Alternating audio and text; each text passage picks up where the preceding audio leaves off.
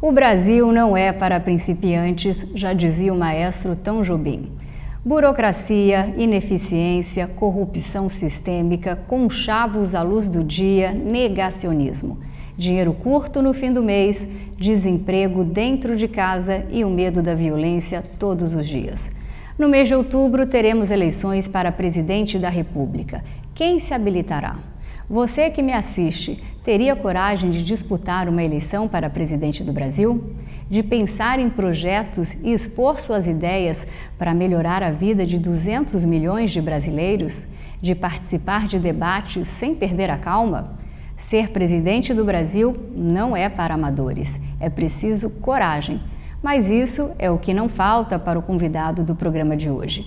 Apesar da pouca experiência na vida pública, ele colocou o seu nome como terceira via para disputar o cargo mais alto do país.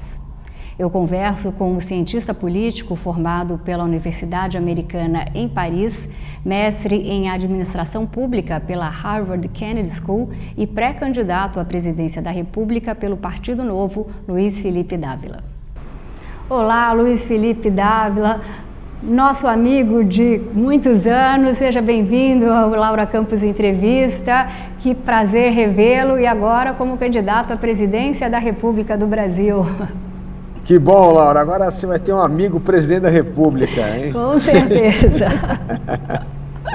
Um prazer estar aqui no seu programa. Luiz Felipe, você é o escolhido do Novo para a segunda disputa presidencial da história do partido, fundado em 2011. Até chegou a participar de prévias anteriores, mas nunca teve experiência na vida pública. Normalmente, na política, a gente começa de baixo para cima. E você está fazendo o caminho inverso, colocando seu nome à disposição para o cargo mais alto do país. O que te motivou a ser candidato a presidente da República e por que pelo Partido Novo?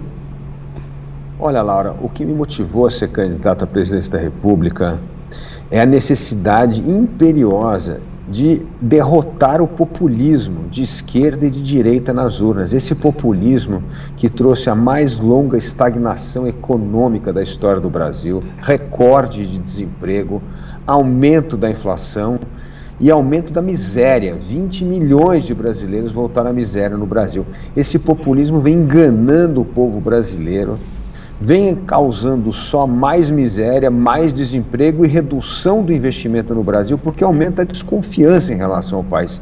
Então é um momento histórico importante, que nós precisamos apresentar nomes capazes de enfrentar esse populismo de esquerda e de direita e derrotá-lo nas eleições, para que o Brasil possa voltar a crescer, a prosperar, a ter mais renda para diminuirmos as desigualdades sociais no Brasil. É por isso que temos de disputar a presidência da República. E pelo Partido Novo, um partido que vem defendendo os valores e os princípios fundamentais para modernizar o Estado brasileiro. Abertura da economia, fortalecimento das instituições para fortalecer o Estado de Direito, a questão fundamental das privatizações. Então essa agenda modernizadora que precisa avançar, as reformas que não saem do papel, né, Laura? Reforma tributária, reforma administrativa. Então o Brasil hoje precisa de um presidente comprometido com as reformas para fazer o Brasil voltar a crescer, a gerar renda e emprego. Você é cientista político. Dos livros para a prática... Olha, Laura, é interessante, né, essa trajetória. Eu sou um cientista político, venho discutindo e escrevendo sobre a política brasileira há tantos anos, né? Meu primeiro livro eu lancei em 1990. Depois desse livro foram 10 livros publicados em ciências políticas. Fui jornalista político, né, de TV Manchete, Record, o jornal Estado de São Paulo, então uma longa trajetória também. Né? Editora, fiz a revista República e Bravo, como você sabe muito bem. Mas o que me deu o senso prático da política, de sair só da teoria para a prática, foi a criação do CLP, do Centro de Liderança Pública. E há 14 anos nós estamos trabalhando na formação de lideranças públicas e na melhoria da gestão pública. E isso me permitiu trabalhar com centenas de cidades brasileiras, com dezenas de estados brasileiros na implementação de políticas públicas. E aí é a luta por como vencer o corporativismo, como implementar a política pública, como é que transforma uma boa briga política em votos necessários para reformar o Estado, a educação, a saúde. Então, apesar de eu não ter concorrido à eleição, eu tenho uma longa experiência na implementação de políticas públicas. E é isso que o Brasil precisa hoje, a gente capaz de implementar a política pública, porque tem muita gente que está na política há muito tempo que não fez nada, né? Fica ali naquela conversa, conchavo, assim, quem é que tira a política pública do papel e implementa algo para melhorar a qualidade do serviço público? Fazer com que o Estado sirva o cidadão e não como é hoje que o Estado se serve do cidadão para financiar privilégios do setor público. Então, eu reúno o conhecimento teórico e o conhecimento prático nesses 13 anos de liderança pública trabalhando com estados e municípios. Como a gente já sabe, papel aceita tudo, né? Exatamente. Nós já caímos no conto do vigário várias vezes, né, Laura? Luiz Felipe, ainda sobre a sua ida para o Partido Novo, você era tucano, inclusive foi o coordenador da última campanha do PSDB à presidência com o Geraldo Alckmin em 2018. Vale lembrar que nessa campanha o Alckmin contava com a maior coalizão de partidos, o maior tempo de propaganda eleitoral na TV e mesmo assim o PSDB marcou o pior resultado numa eleição presidencial desde 1994 e pela primeira vez ficou fora do segundo turno de uma eleição com Alckmin quase na proa do batomuxe com menos de 5% dos votos. Como coordenador de campanha, por que você acha que o PSDB ou o Alckmin foram tão punidos pelo eleitor nas eleições e de que maneira essa derrota influenciou sua ida para o Partido Novo? Olha, Laura, essa é uma ótima pergunta, né? Cada eleição tem um contexto específico, então a gente precisa entender o contexto de cada eleição. A eleição de 2018 era uma eleição do antipetismo, quem era capaz de derrotar o PT nas urnas. E interessante, essa deveria ser a bandeira do PSDB, a vida inteira o partido que lutou e combateu o PT. Mas o PSDB perdeu essa bandeira para Jair Bolsonaro. E Jair Bolsonaro fez o discurso antipetista, né, com um tempero ali de anticorrupção também, e ali tinha um temperinho de liberalismo, que era a questão do posto de Ipiranga, do Paulo Guedes. E ganhou a eleição, mas ganhou a eleição e não entregou nada. É isso que eu estou dizendo, que é a ilusão do populismo. O populismo fala o que as pessoas querem escutar, só que na hora de entregar, não entrega. Por que não entregou? Aí que é uma coisa muito importante, Laura, precisa estudar a história do candidato. O voto consciente é o voto do eleitor que pesquisa a vida do candidato para ver se o que ele está falando ele vai entregar pelas ações do passado que ele fez.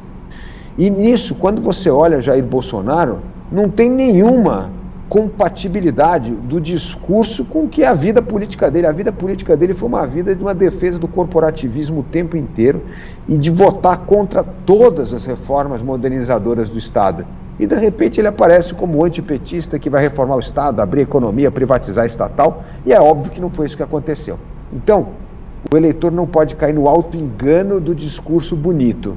Precisa entender as propostas que o candidato defende, precisa entender quais são as brigas políticas que ele está disposto a comprar e se o que ele está dizendo condiz com a história dele. Por isso que eu falo, tudo que eu escrevi, eu falo para o eleitor, é bom lembrar porque é exatamente o que eu vou fazer. Está lá o que foi escrito, o que eu ajudei a implementar em estados e municípios e como eu estou me apresentando nessa eleição, com essa defesa da abertura econômica do Brasil, privatização, e principalmente, Laura, uma pauta muito importante que é do meio ambiente.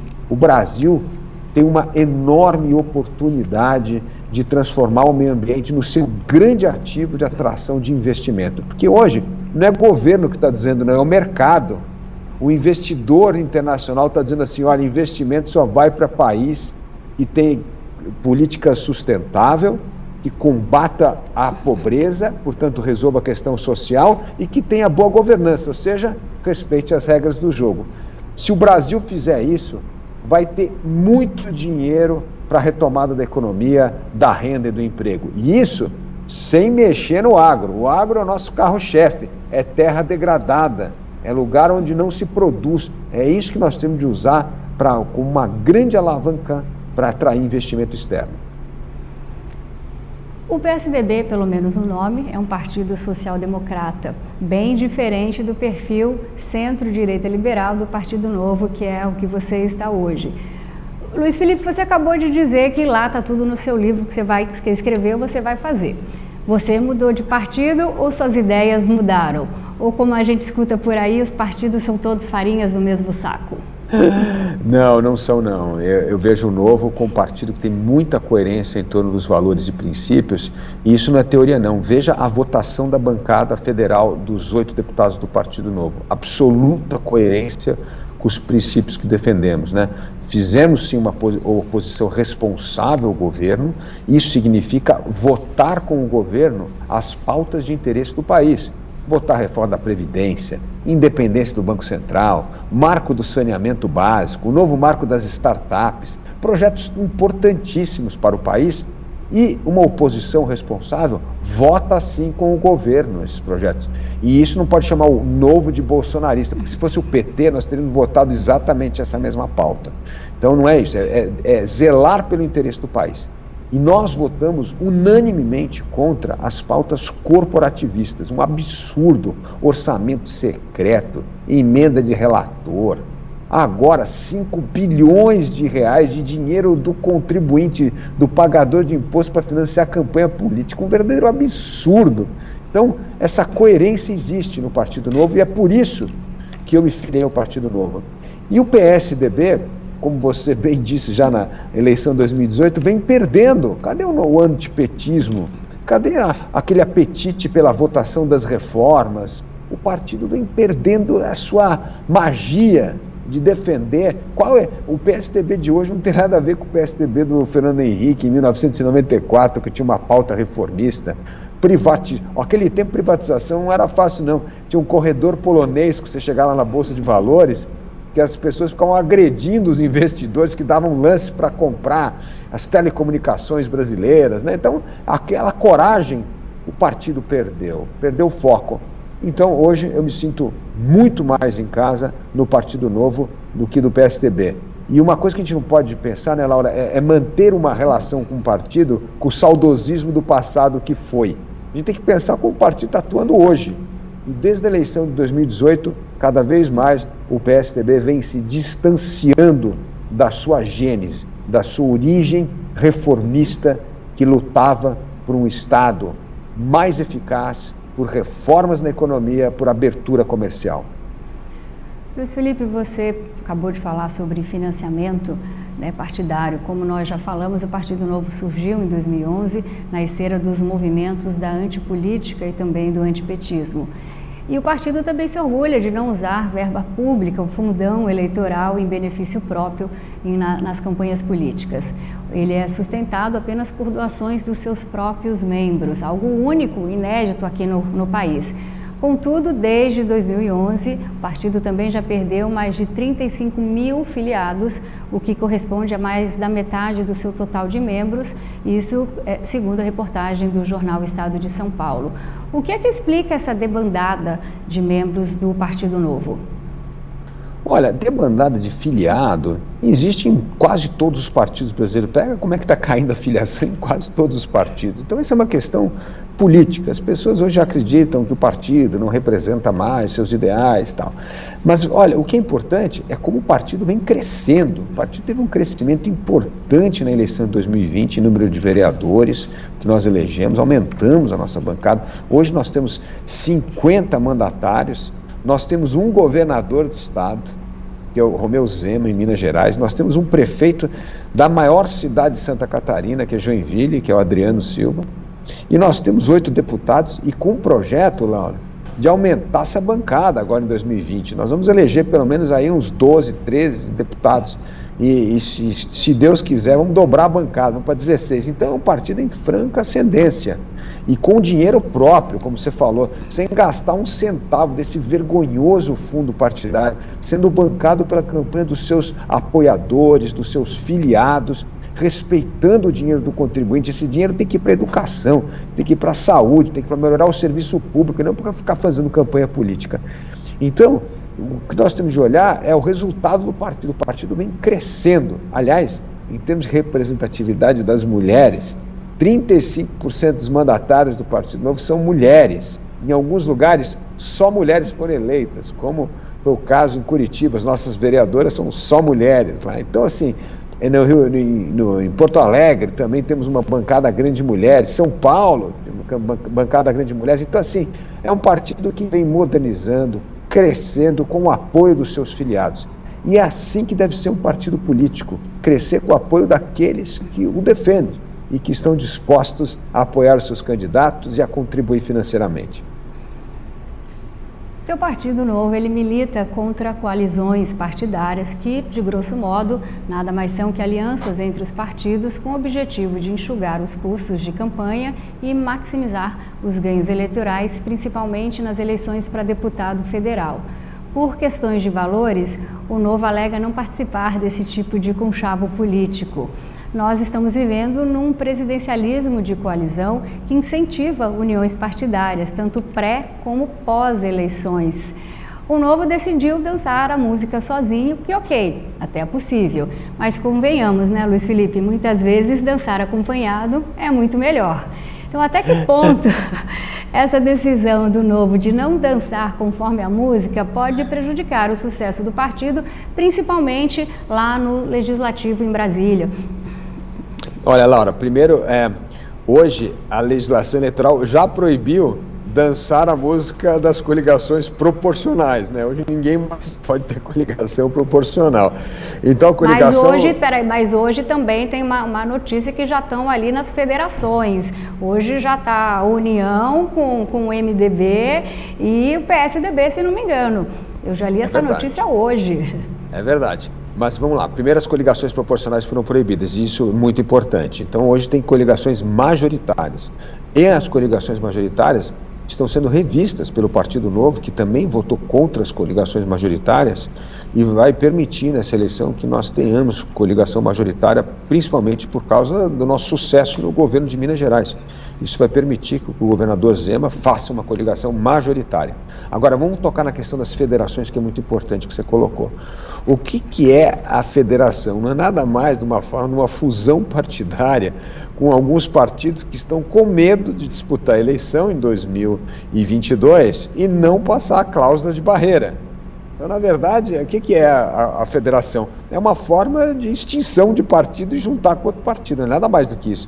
É um jeito, vamos dizer assim, poético de dizer que estamos juntos por 2 anos, mas junto com 2 anos em todas as eleições significa que há uma fusão. Então, e essa fusão é porque esses partidos sabem que não conseguirão passar a cláusula de barreira, que é muito importante. O Novo está acreditando que vai crescer, vai passar a cláusula de barreira e vai ser um dos partidos fortes nas próximas eleições.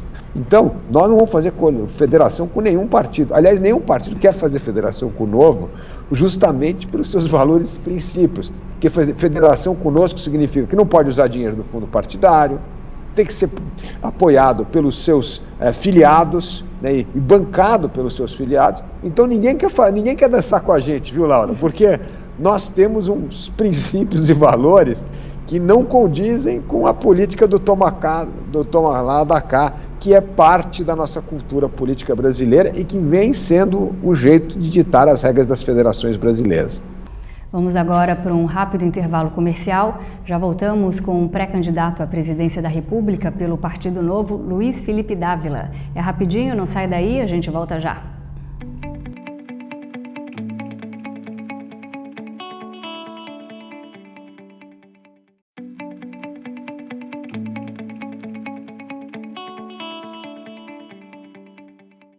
Voltamos com o programa Laura Campos Entrevista. Hoje eu estou conversando com um cientista político que disputa as eleições presidenciais de 2022 pelo Novo, Luiz Felipe Dávila.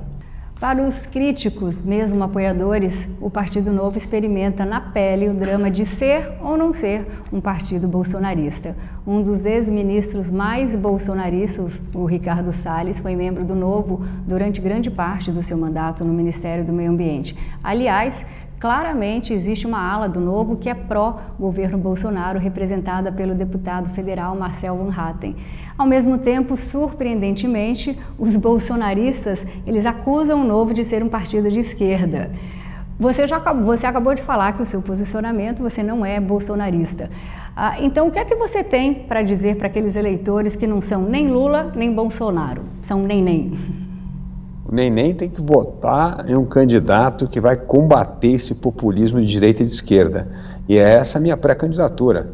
Eu estou me apresentando como pré-candidato à presidência da República pelo Partido Novo, para dizer, olha aqui, não dá para dizer que nessa eleição não tem candidato com proposta, que defende valores, as reformas que o Estado brasileiro precisa fazer, que não esconde que vai abrir a economia brasileira, inserir o Brasil nesse comércio internacional, que vai privatizar e que vai usar o meio ambiente como um grande alavancador da recuperação da capacidade de investimento do país e da reinserção do Brasil na diplomacia internacional. Hoje em dia nós temos vergonha lá fora de ser brasileiro, tamanho escândalo e maltratamento das questões internacionais do Brasil, porque o Brasil simplesmente desrespeita as regras do jogo e no meio ambiente. Então é um jeito do Brasil, inclusive, ganhar sua preponderância na política externa, o que é muito importante para atrair investimento.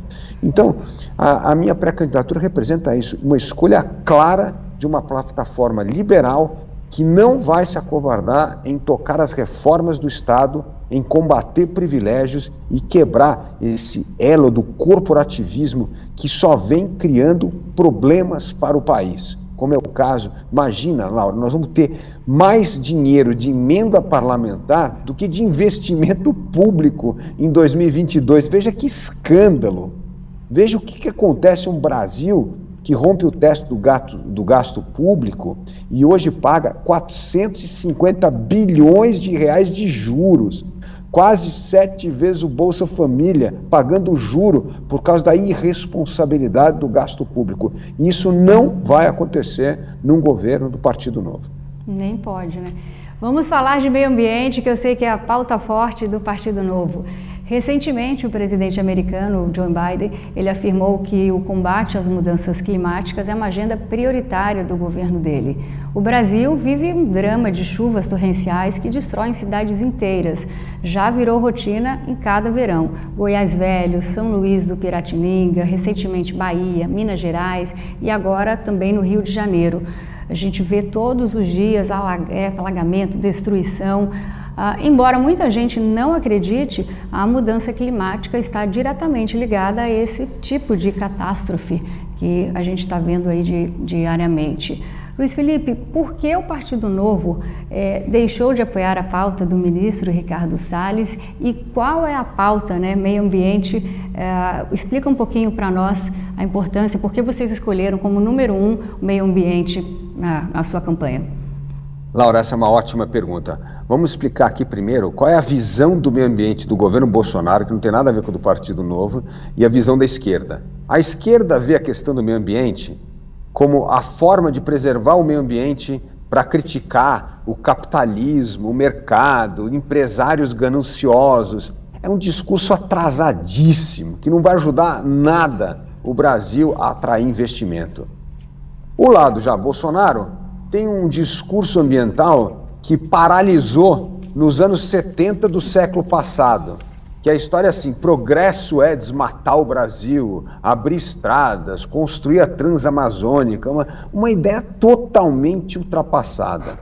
Qual é a visão moderna do meio ambiente? A visão moderna do meio ambiente é assim: o mercado está dizendo que para investir é preciso respeitar o meio ambiente, é preciso respeitar as regras do jogo, é preciso respeitar as questões sociais. O que nós vamos fazer em relação a isso? Primeiro, manter intacta a nossa agricultura. A nossa agricultura é uma das mais produtivas do mundo. A nossa agricultura é o carro-chefe da exportação brasileira. A nossa agricultura vem aumentando produtividade nas terras existentes. Então, temos que deixar a nossa agricultura continuar fazendo o que ela está. Mas se a gente não cuidar do meio ambiente, a nossa agricultura vai ser prejudicada. Sabe por quê? Porque o mundo vai falar: não vou comprar produto do Brasil, porque o produto do Brasil, o Brasil anda desmatando a Amazônia. E aí vai começar a dizer isso: não, o nosso boi está sendo criado em áreas desmatadas, então não vamos mais comprar carne do Brasil. Vai prejudicar o nosso carro-chefe. Então nós temos de cuidar do meio ambiente. E quem quer financiar o meio ambiente é o investidor externo. Ele que está dizendo, olha, vamos aproveitar essa terra degradada, que no Brasil hoje são 50 milhões de hectares, e para plantar árvore. E o Brasil hoje, Laura, tem capacidade de capturar metade do carbono do mundo. Nós somos a superpotência do mundo. Então, para o nosso telespectador entender isso, assim, o que deixou o mundo rico no século XX? Petróleo. Você descobria petróleo e ficava rico porque todo mundo queria usar o petróleo. E o que vai deixar o petróleo do século XXI são as árvores, é preservação do meio ambiente. E nós vamos plantar árvore, nós vamos aumentar a silvicultura no Brasil com dinheiro externo. Isso vai fazer o Brasil virar a primeira nação carbono neutro do mundo, e isso vai atrair investimento. Investimento sabe para quê? Para infraestrutura, saneamento básico. Aprovamos o marco do saneamento básico agora. Agora, para investir, o investidor estrangeiro já fala assim, olha, ou é sustentável, não vai ter dinheiro para investir nas obras de infraestrutura que geram emprego, gera renda para o povo. Então, preservar o meio ambiente via mercado, criar as regras do mercado de carbono brasileiro para atrair investimento, isso vai beneficiar a agricultura, vai transformar o Brasil no primeiro país carbono neutro do mundo, e isso vai atrair investimento em infraestrutura para saneamento, portos, aeroportos, estradas, ferrovias. Tudo isso virá como investimento porque o Brasil está sendo responsável pelo meio ambiente. E, Laura, você tocou num ponto importante. O mundo não vai resolver a questão ambiental sem o Brasil.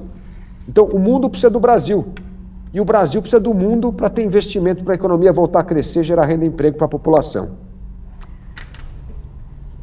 Luiz Felipe, você também declarou mais de uma vez nas suas entrevistas que no caso de uma vitória, sua intenção logo no início do governo é privatizar a Petrobras. Por que vender o controle, de ações de uma empresa lucrativa pode ser melhor para todos os brasileiros? E de que maneira esse projeto de privatização, defendido pelo Partido Novo, vai conseguir proporcionar preço mais baixo de gasolina para o consumidor brasileiro? Bom, Laura, essa é uma ótima pergunta. Primeiro, petróleo, gasolina é uma commodity, como qualquer outra commodity, como a soja, como o milho, como o trigo, é uma commodity. Se o preço de commodity é ditado pelo mercado mundial, não é você ter estatal ou não. Segundo ponto, estatal no Brasil, como a Petrobras, é usada como cabide de emprego para corrupção. Onde é que se nasceu o mensalão, petrolão, lava-jato? Na estatal.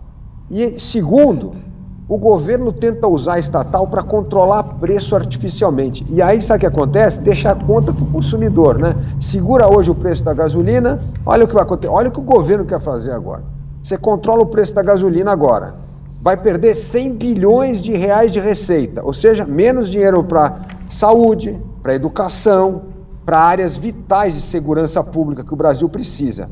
Aí o que acontece? Faz isso, o dólar sobe, você perdeu 100 bilhões e o preço da gasolina vai aumentar porque está aumentando no mercado internacional. Então, isso é uma burrice total com o dinheiro do contribuinte. Segundo ponto importante na questão de por que vender a Petrobras. A Petrobras gera energia fóssil, que é o petróleo. Poluente. Cada vez mais no mundo vai começar a taxar e a prejudicar quem faz energia fóssil. Então, quer dizer, cada dia que nós passarmos e não vendemos uma empresa que produz energia fóssil, vai cair o valor dela de mercado. O maior valor de mercado dela é agora. Se a gente demorar 5 ou 10 anos para privatizar a Petrobras, vai valer zero. Então hoje ela tem valor de mercado. Então o valor de mercado, aí tem uma coisa importante, é usar esse dinheiro da venda da Petrobras para investir no que o Brasil precisa. Melhoria da educação, melhoria da saúde, pesquisa e desenvolvimento, que o Brasil deixou de investir em pesquisa e desenvolvimento há muito tempo. Ou seja, fortalecer a economia, fortalecer a melhoria do serviço em educação e saúde e fazer com que o Brasil tenha mais dinheiro para investimento na geração de renda e emprego. Vamos falar de um tema um pouquinho polêmico. O bolsonarismo, ele assenta parte do seu discurso no combate à ideologia de gênero. Segundo eles, uma doutrina identitária esquerdista que promove o gaysismo. O Ministério da Educação e a Secretaria de Cultura diz combater a ideologia de gênero. Luiz Felipe, qual a sua posição pessoal em relação a esse tema? E você é contra ou a favor dessa pauta? Olha, primeiro, Laura, todo liberal defende a dignidade do indivíduo. O que não pode acontecer é ter discriminação. Discriminação tem que ser combatido, sim, com política de Estado. E é. Agora, vamos olhar para a nova realidade. A nova realidade é o seguinte: quem está ditando a regra não é governo, é o mercado. Se você não tiver diversidade na sua empresa, se você não mostrar tolerância com raça, sexo, gênero, o consumidor é que vai punir você. O Estado não precisa se meter nesse assunto. Esse é um assunto que diz ao cidadão, às empresas. E quem está definindo se vai comprar ou não o produto da sua empresa, e se ele achar que a questão de gênero é importante, quem vai ser punido é a empresa. Então, assim, o Estado não precisa entrar onde a sociedade está demandando a regra do jogo. Você olha só o que as empresas sofrem quando descobrem que tem trabalho escravo ou que não tem diversidade. Começa a ter boicote do produto. Então o governo não tem que se meter nesse assunto. Esse é um governo que está no âmbito privado.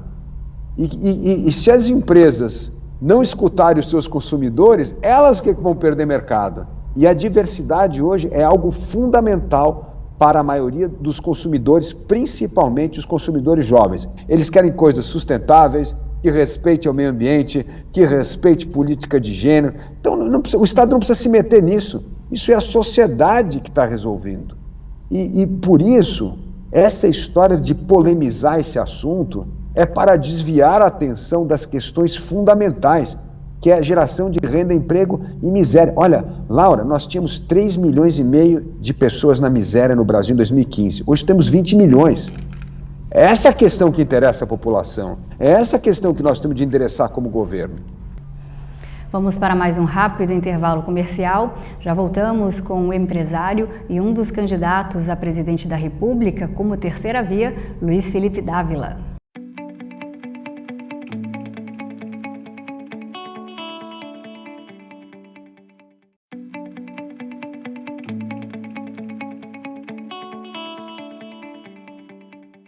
Estamos de volta com o programa Laura Campos Entrevista. Hoje o tema são eleições presidenciais e eu estou conversando com o candidato pelo Partido Novo, Luiz Felipe Dávila. Luiz Felipe, um dos maiores desafios do Brasil é reencontrar o caminho do desenvolvimento econômico.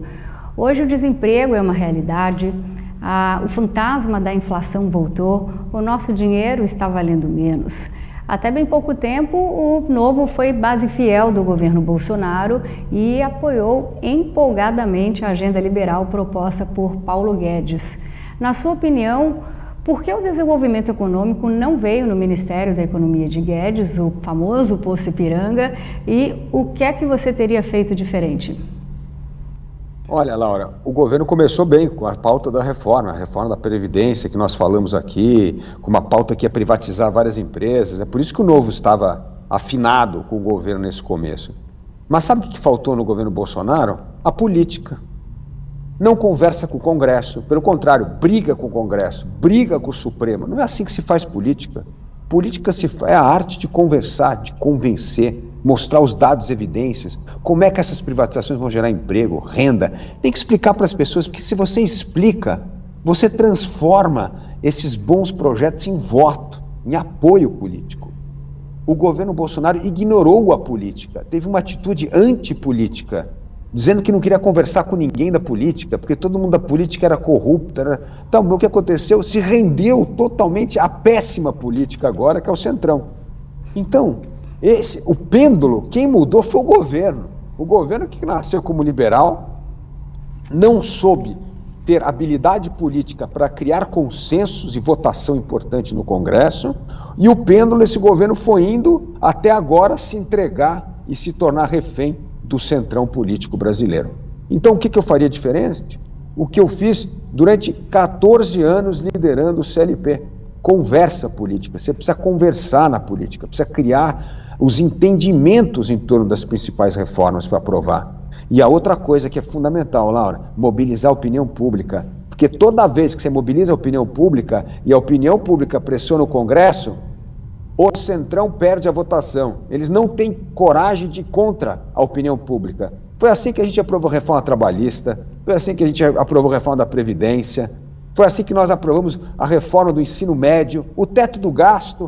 Qual é o político que é a favor do teto do gasto? Ninguém. Mas por que aprovou? Porque a sociedade a pressionou e o governo do Michel Temer teve coragem política para comprar essa briga e transformar isso em voto. Então, política precisa ter conversa. Não adianta virar as costas e falar que não conversa com o Congresso, que não conversa com o Supremo. Tem que conversar com todo mundo. E isso eu faria diferente e assim a pauta liberal teria avançado. E não avançou por falta de política. E aí quando o governo se entrega à política, se entrega à má política, a política do centrão, do corporativismo, do clientelismo. Luiz Felipe, a gente sabe que o desemprego é um problema gravíssimo, né, da atualidade. São quase 2 milhões de jovens procurando o primeiro emprego e sem conseguir encontrá-lo. Num contexto global, nós estamos vendo a substituição dos homens pelas máquinas. O Brasil está há mais de 40 anos, quase 40 anos, crescendo na média de apenas 1%, que é a mundial. Como é que você pretende reverter esse quadro de estagnação econômica e, ao mesmo tempo, gerando emprego, principalmente para esses jovens que estão ingressando no mercado de trabalho? Bom, essa é uma ótima pergunta. Por quê, Laura? O mundo de hoje é o mundo do conhecimento. É o conhecimento que gera emprego. Quer um exemplo? Onde é que tem carência de emprego hoje? Programador. Você quer um programador para trabalhar com tecnologia? Não tem programador. Estão pagando salário alto, né? Estão aí oferecendo vagas de trabalho. Tem mais de 700 mil vagas nessa área de tecnologia de ponta e nós não conseguimos preencher. E pagando muito bem. E esses jovens, por ter conhecimento, como o conhecimento está na cabeça das pessoas, eles podem trabalhar em qualquer lugar do mundo. Eles podem trabalhar aqui, podem trabalhar em Portugal, podem trabalhar nos Estados Unidos, podem trabalhar onde eles quiserem. Então o que acontece? Um país que não oferece oportunidade para esses jovens empreender, vai embora do Brasil, vai empreender em outro lugar. Porque não é uma fábrica você tem um capital físico. Então tirar uma fábrica de um estado, de uma cidade, levar para outro lugar é uma coisa complicada. Agora conhecimento é eu comprar uma passagem aérea, ir embora daqui e começar a trabalhar em outro lugar. Então, os jovens estão indo embora do Brasil. 70% dos jovens querem ir embora do Brasil porque não encontram oportunidade no país. E não encontram oportunidade porque tem que lidar com essa burocracia monstruosa, com esse corporativismo, com gente que cria dificuldade na vida daqueles que querem empreender, gerar renda e emprego. Então, por isso, a questão da digitalização do governo, a simplificação de regras, governo eficiente, ajudar o empreendedor. Os governos no Brasil, Laura, encaram o empreendedor quase como um criminoso. Não, vai ganhar dinheiro. Não, então só querem saber como é que vão taxar a empresa, como é que vão tirar dinheiro da empresa, ao invés de ajudar a empresa. E veja só como isso mudou no governo Zema, de novo em Minas como exemplo. O governador Zema, ele criou lá uma linha direta que o empreendedor ligava para ele quando tivesse algum problema com o governo. O que aconteceu? As empresas mudaram para Minas Gerais, deixaram São Paulo, foram trabalhar em Minas, porque ali tinha um ambiente de negócio muito mais amigável que São Paulo. Então nós precisamos pensar, o governo tem que ajudar aqueles que querem empreender, que querem gerar emprego, e não atrapalhar a vida. E o que nós temos que fazer? A segunda coisa, aproveitar de novo essa pauta do meio ambiente. Eu vou te contar qual foi a pauta que o Brasil perdeu. Você falou uma coisa importante. O Brasil de 1930 a 1980 cresceu, em média, 7% ao ano. Você, Laura, nasceu no Brasil, cresceu no Brasil que não cresceu nada. Cresceu porque de 80 para frente, a média foi 2,5%. E nos últimos 10 anos, crescemos 0%. Então, como é que um jovem vai ficar num país que cresce 0%? Ele vai embora.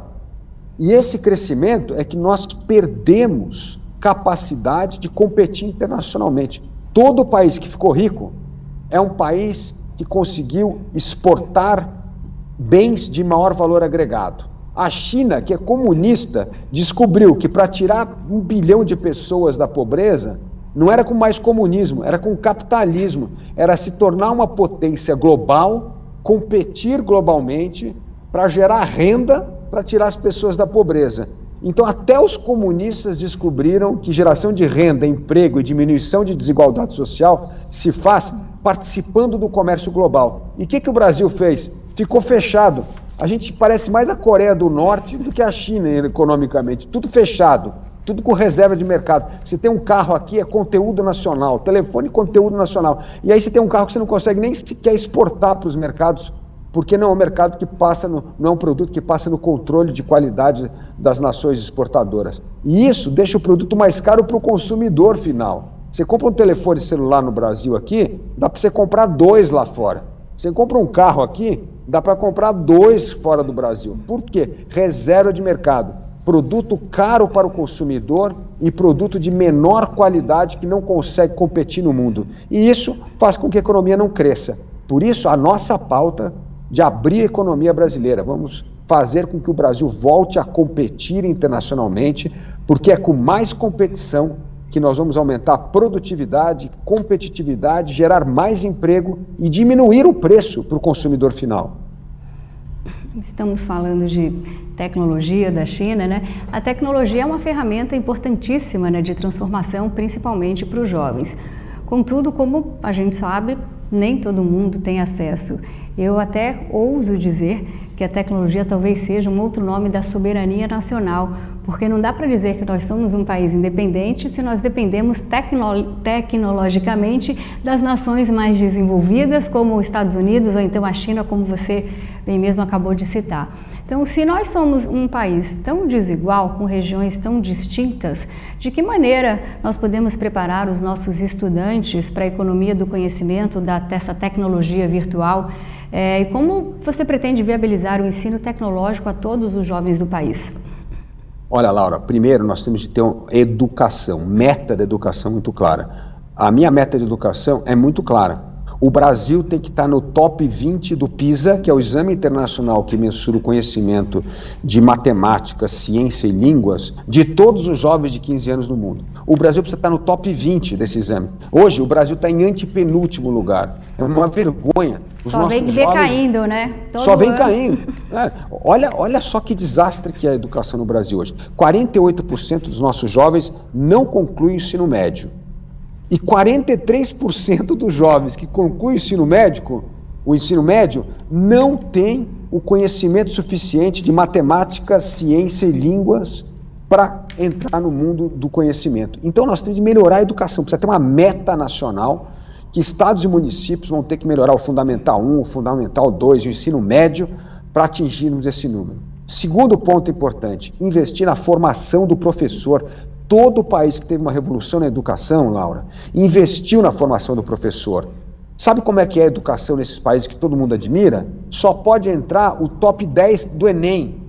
Né? No Brasil, é o bottom, é o último colocado do Enem que vai ser professor. Como é que vai ter bom professor? Lógico que não vai ter. Então nós temos que valorizar, aumentar a barra, fazer uma carreira digna para o professor. E terceiro ponto que você acabou de fazer, ensino tecnológico no ensino médio. Porque o jeito para reter os jovens no ensino médio, fazer com que eles concluam o ensino médico, é oferecer opção do ensino tecnológico, ensino técnico, curso profissionalizante, para o jovem sair da escola sabendo uma profissão que ele pode trabalhar o dia seguinte. É assim que nós vamos reter os nossos jovens na sala de aula.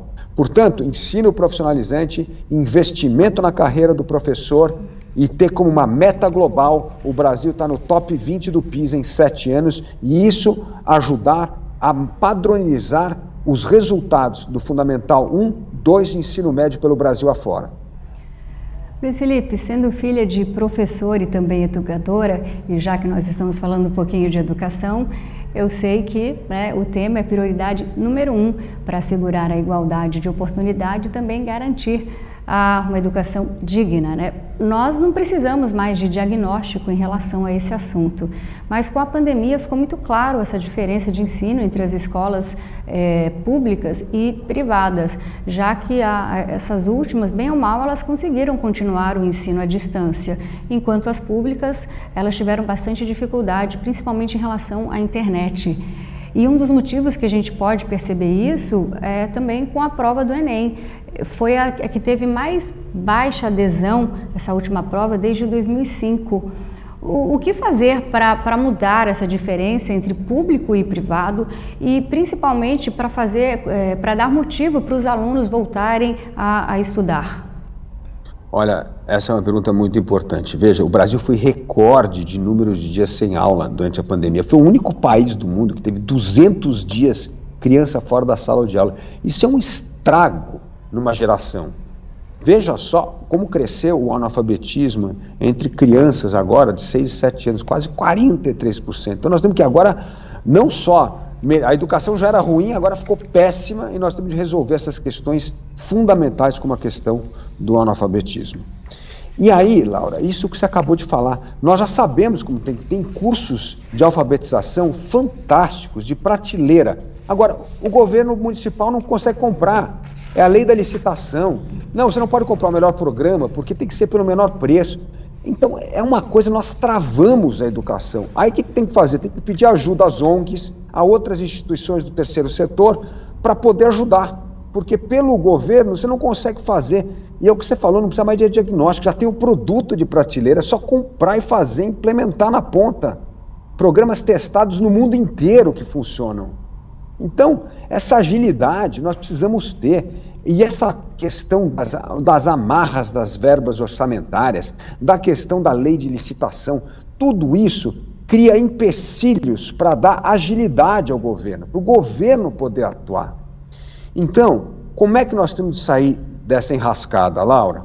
Precisa aumentar a contribuição de parceria público-privada, porque às vezes o que vai dar agilidade ao governo é a parceria público-privada, é trabalhar com uma ONG, é trabalhar com o terceiro setor, é trabalhar com a escola privada. Então, por que não a escola privada pode ajudar nos cursos profissionalizantes, no reforço às escolas públicas? Nós vamos ter que fazer mais parceria público-privada. Por quê? Porque as regras do Estado impossibilitam que o Estado tenha a agilidade que ele precisa para responder às demandas da população. Vamos para mais um rápido intervalo comercial. Logo, logo a gente volta com um dos nomes da terceira via nestas eleições presidenciais, Luiz Felipe Dávila.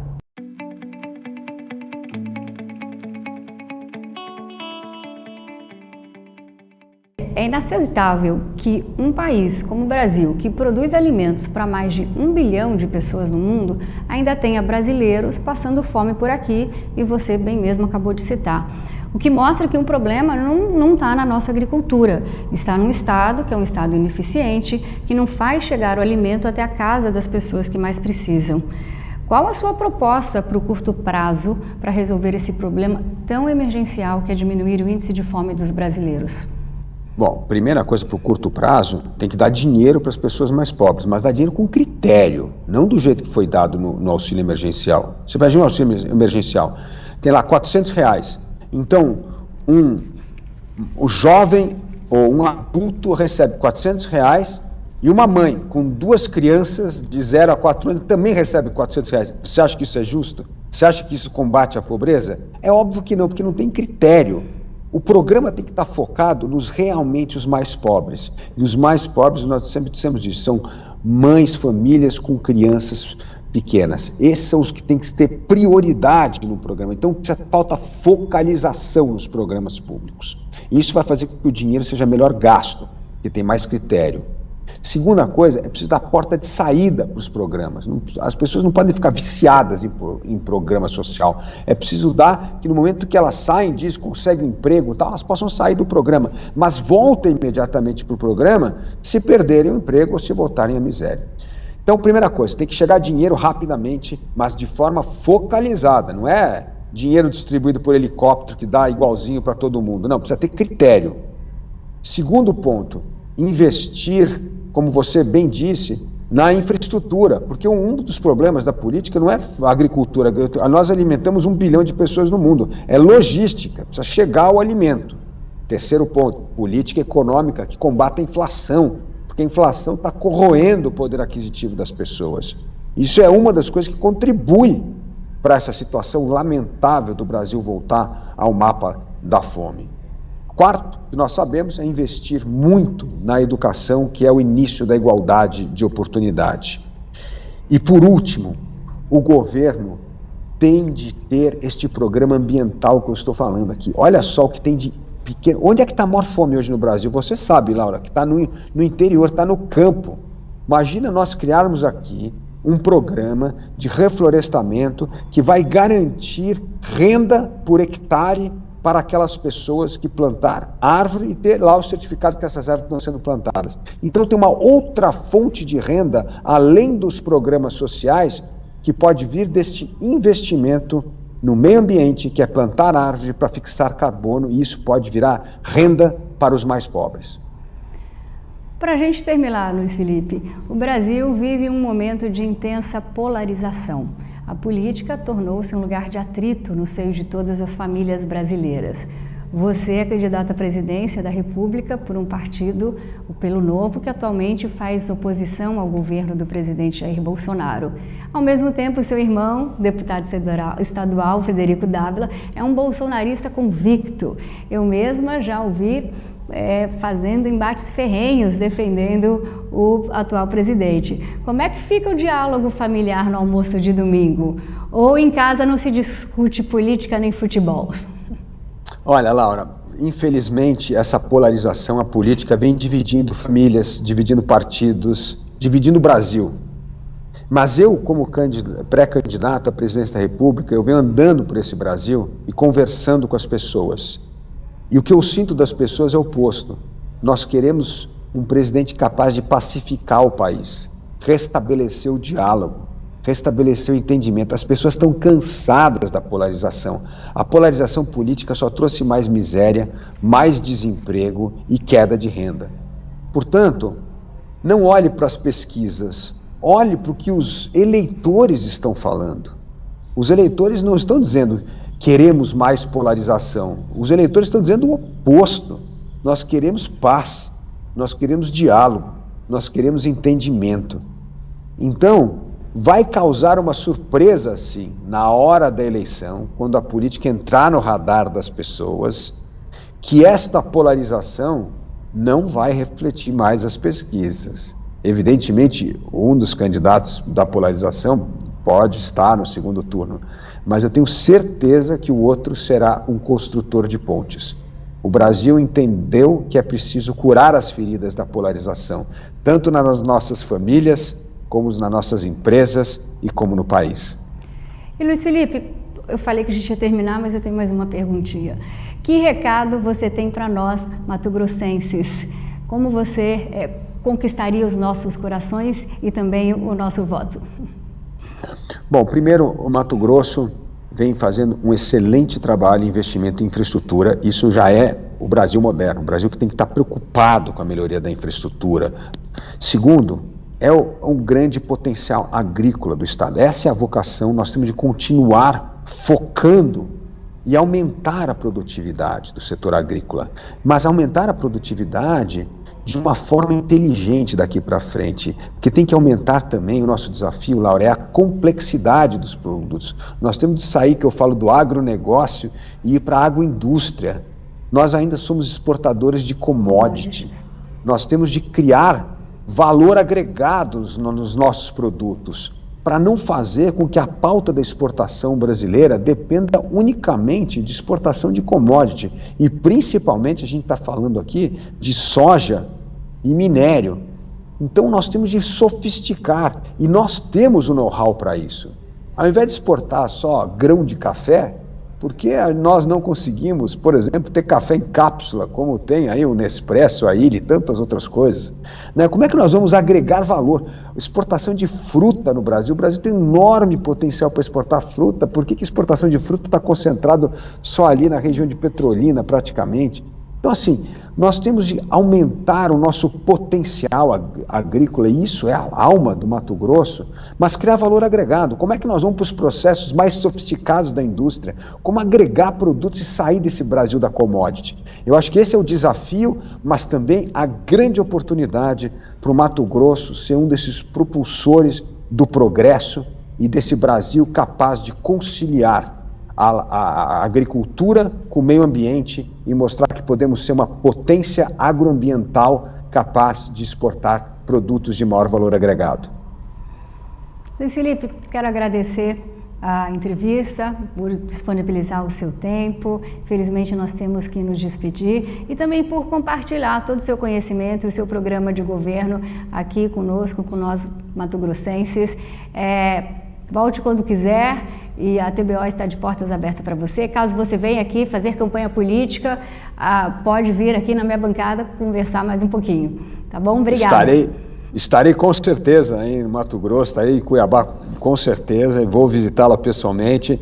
Muito obrigado, Laura, um prazer participar desse bate-papo com você e poder expor um pouco mais das minhas ideias para os matogrossenses, que certamente nós temos de discutir mais propostas e menos esgrima ideológica e polarização. O Brasil precisa de paz, crescimento, renda e oportunidade para as pessoas. É isso aí, muito obrigado. Um grande abraço a você e a todos que nos acompanharam na entrevista. Obrigada. O programa Laura Campos Entrevista fica por aqui. Muito obrigada pela companhia. Continue ligado na programação aqui da TBO, a TV que você se vê.